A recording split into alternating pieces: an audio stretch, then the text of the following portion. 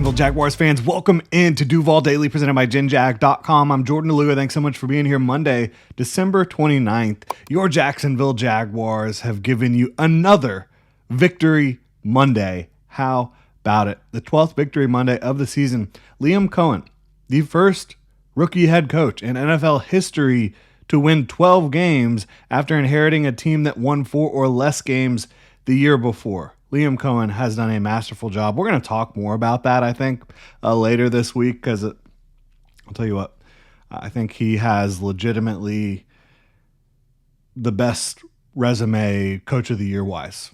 I really do. And we'll talk about why I believe that moving forward later this week. But right now, we're still talking about the Jaguars' ugly, mistake-filled win over the Colts yesterday. That did earn you a Victory Monday, and you should celebrate. You should enjoy it. A win is a win is a win is a win in the NFL. Bottom line, the Jaguars won in Indy. More difficult to play on the road in the NFL than it is at home. The Jaguars have shown you that this year. The Jaguars got the job done. But the biggest takeaways is that the Jaguars, A, still can win ugly. But B, there is so much to teach and learn and just tighten up from this game. And we're going to talk about that right now. A lot of that stuff. Really appreciate y'all tuning in. If you enjoy the content, please like and subscribe. You can also check out GenJag.com. Pick up some new Duval gear. We have our Victory Monday sale going on today. 23% off everything at GenJag.com to celebrate. A lot of fun stuff up on the site right now. So go check it out, GenJag.com. And again, as I mentioned, the biggest takeaway is the Jaguars can still win ugly. The Jags have won 7 straight games. Most of those games, outside of a couple road games, in Arizona, one of them, and in Indy, the Jaguars have won pretty cleanly. The Jaguars have kind of dominated their opponents. That was not the case yesterday in Indy against a team that was really playing for respect, playing for the opportunity to spoil a divisional opponent, but just to put out a good product, honestly. They had already been eliminated from the game. Or from playoff contention. And before we dive into this laundry list of kind of things where the Jaguars need to clean up, I do want to let y'all know the Jaguars are playing the Titans this Sunday at 1 p.m. The NFL hadn't put out the schedule yet until last night. It's going to be Sunday, 1 p.m. The Bank. Jaguars are going to be rocking the Prowlers. They're going to be playing the Titans, and it's going to be for the opportunity to win the AFC South. If the Jaguars win that game, the Jaguars are AFC South champions. They are a 13-win football team, right? And they're going to host a home playoff game, at least one. At least one.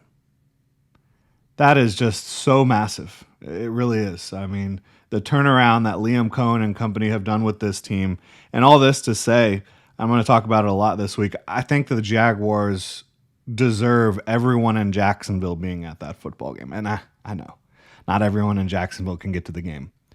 But if you are a big Jaguar fan and you have the opportunity to be at that game, opportunity to clinch the AFC South with 13 wins against the Tennessee Titans, I think you should be at that game. I think you should show your support for the Jaguars, for what they have done this year. I think that game should be sold out, raucous, absolutely. So I encourage every single one of y'all to be there on Sunday. Now, a couple other things.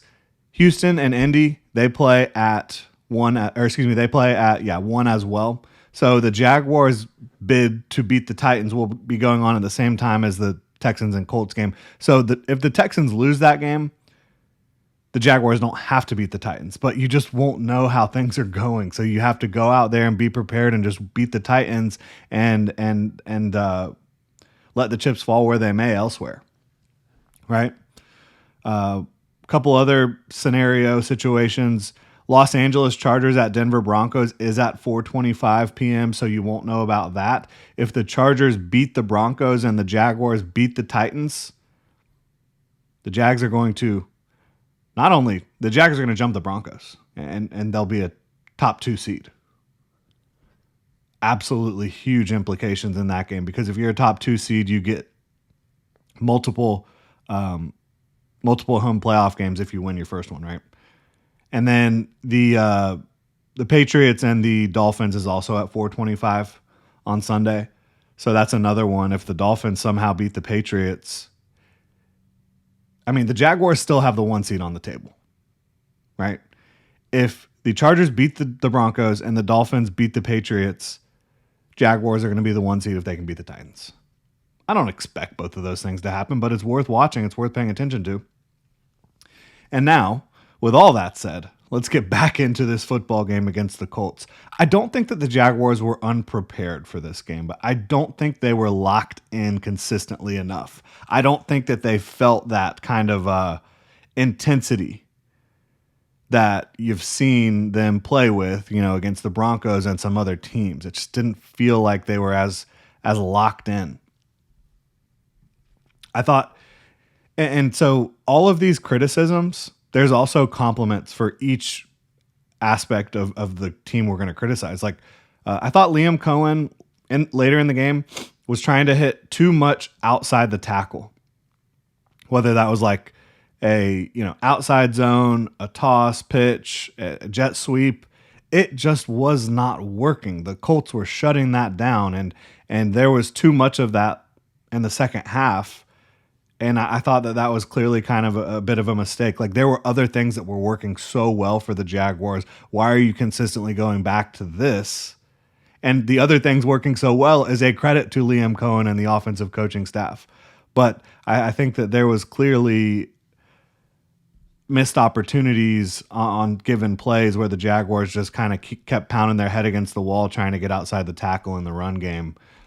So that's something I thought that they could clean up from an offensive coaching staff, play calling standpoint. Didn't talk about it yesterday, but Logan Cook, great game. Cam Little, great game. But then you have special teams allowing big returns. You can't have that. So all three phases of the game had awesome, huge, impactful plays, and then had negatives as well. As I mentioned, special teams allowing big returns. The Colts scored points off of both of those returns that got them into Jaguars territory. You cannot have that. It's unacceptable. It really is. Obviously, Travis Etienne, you cannot drop that hook and ladder.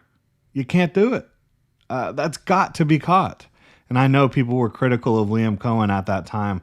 I'm firmly in the camp that was a great play design. If Travis Etienne, who was prepared, if you watch him, he knew he was getting the ball. Just couldn't hold on to it. It's a perfect little toss, perfect play setup and design. Etienne's just got to make the play. Got to be focused enough to make that play. Trevor Lawrence, and Travis Etienne, he did some good things after that, right? He did some good things in this game. He ran the ball fairly well. You got to give him credit. I thought he was tough. He's been tough all year. I mean, he's surpassed 1,000 yards rushing. He's got a whole bunch of touchdowns. I'm not trying to, put down Travis Etienne, but that's a play he's got to make. Absolutely. I did predict that he would have 17 carries. And look, my predictions were awful this week. Thought the Jaguars would win by 3 scores. I did have the Colts at 16 points, which I was pretty close with that. I had Travis Etienne at 17 carries. I was pretty close with that. He was a little bit more efficient, though, and effective than I expected him to be today. The rest of the running game, not so much, outside of a nice DJ Dallas run. But the Jaguars, Travis Etienne, I've been so impressed with him this year, but you got to make that play. Trevor Lawrence, I've been so impressed with him. He made some gutsy plays. He made some big-time throws today. Can't make that throw to Cameron Mitchell. I mean, that could have been such a bad game changer in that moment for the Jaguars if Mitchell just hangs on to the football. Obviously, the one in the end zone to Parker, mentally, I get it. I get why you try that one-on-one against a linebacker. I really don't have a problem with that. but maybe the execution of the throw and the route, all that could have been better. But the real mistake was that throw to Mitchell. And Trevor Lawrence just you can't have that in a big game, because if your opponent capitalizes on that mistake, you might not win this football game. You might still win it, but you might not, especially against, look, the Colts, even though they've lost however 5-6 games in a row, whatever it is, they're still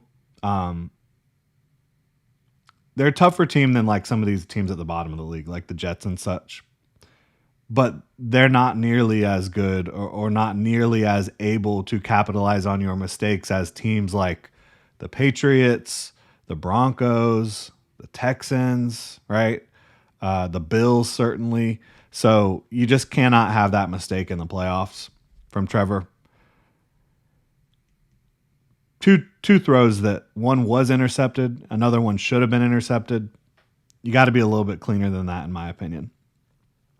We're going to keep talking about some of these mistakes, but first, got to remind y'all, football season is still kicking, as we all know. Underdog is the best place to make picks and win money all season long. Playing on Underdog is easy. Just pick whether your favorite players will go higher or lower on stats like touchdowns, receiving yards, interceptions, and more. You can now make team picks on Underdog. You can look at Jags and Titans, right? This upcoming week in Jacksonville. The Prowlers, season on the line. Well, not season on the line, but division title on the line. Looking at Monday Night Football tonight, Bijan Robinson. I'm always rocking with Bijan. I like higher than 43.5 receiving yards. That's what I'm looking at.